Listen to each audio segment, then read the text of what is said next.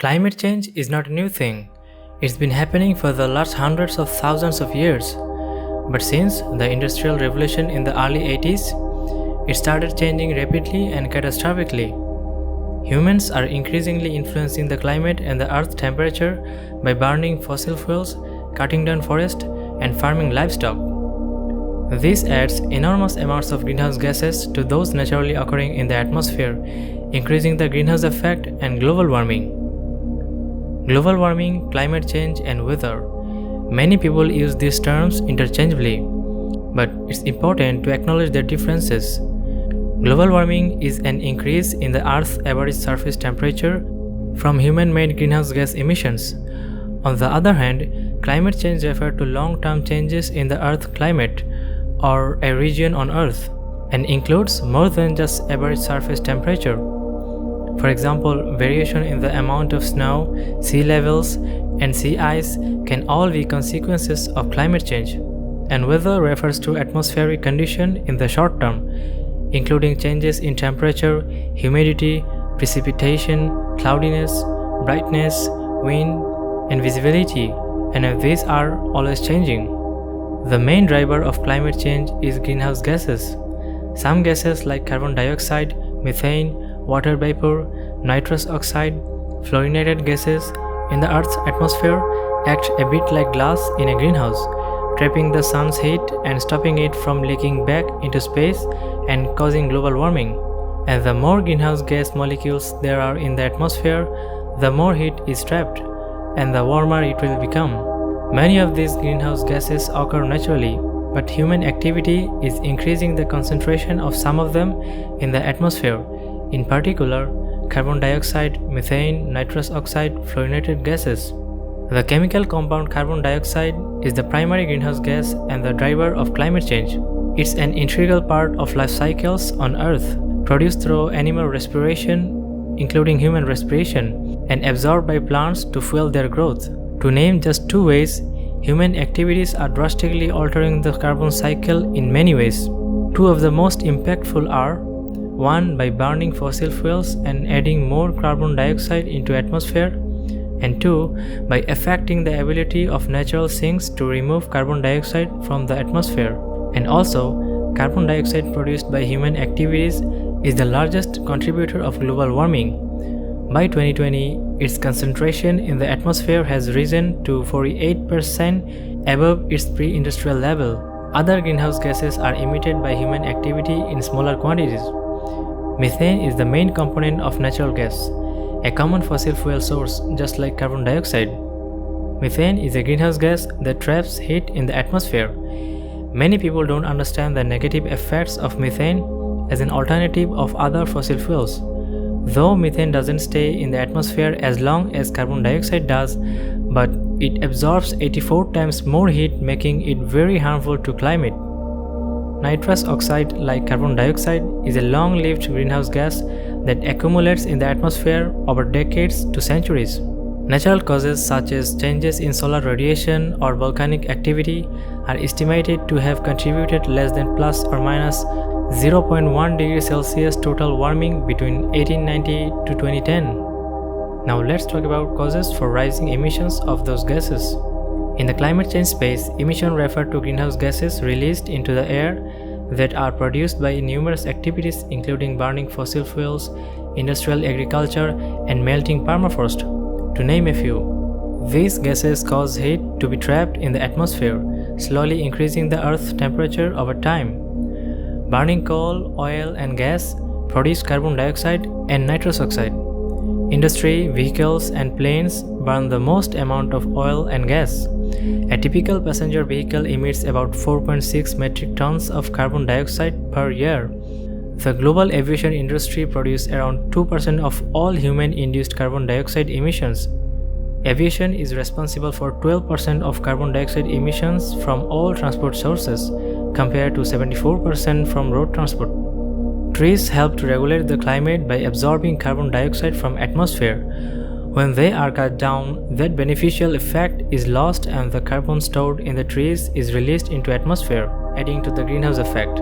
A study published in Nature estimates the planet has 3.04 trillion trees.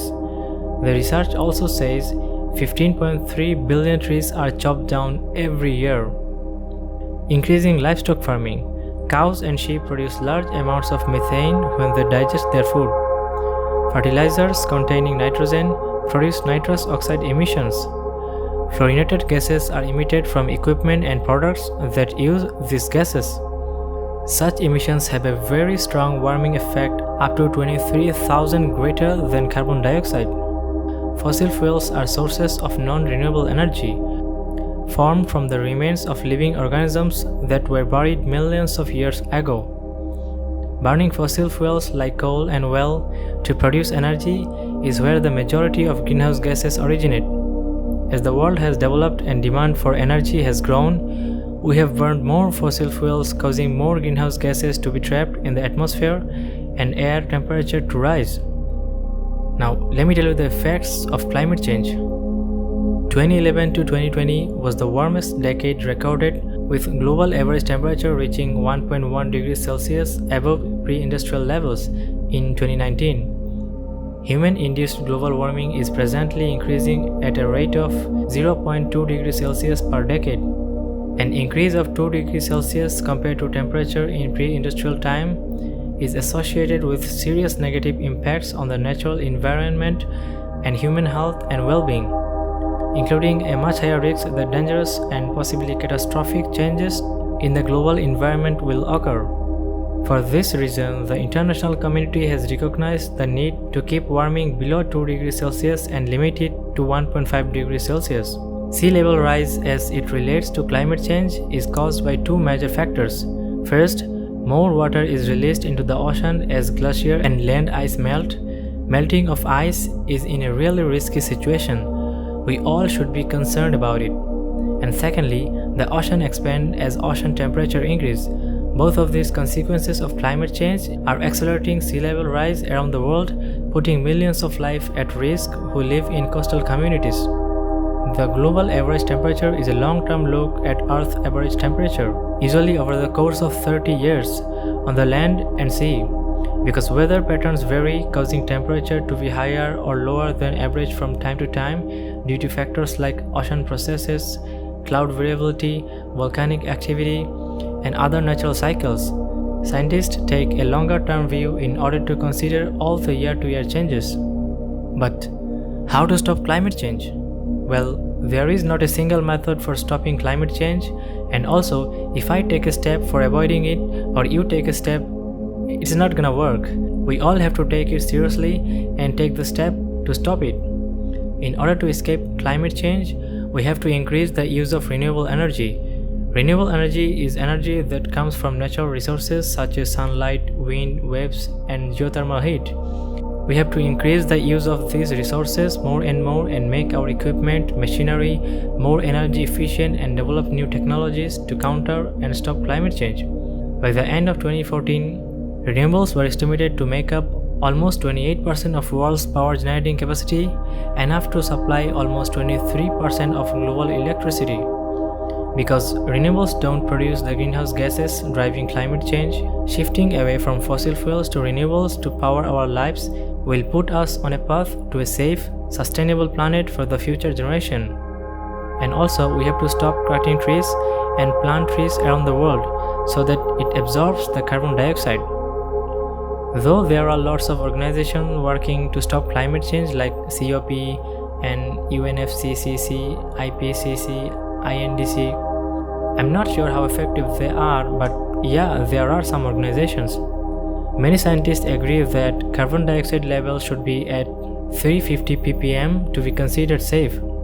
We are at about 400 ppm right now, and this number is growing by approximately 2 ppm every year. Scientists estimated that pre-industrial level were about 280 ppm, well below where we are today. Well, ppm stand for parts per million, which is a way of expressing the concentration of one component in the larger sample. Climate scientists and activists use the term to describe the concentration of pollutants like carbon dioxide or methane in the atmosphere. Remember, it's we who need the earth, it's we who need a perfect atmosphere. Perfect atmosphere doesn't need us, earth doesn't need us, so we have to protect it. It's too late, but still we can make it. Countries like Bhutan and Suriname have made it. These are the only two countries in the world that are carbon neutral. That means they absorb the same or more amount of carbon they emit, resulting in zero carbon left in the atmosphere. So take the step now.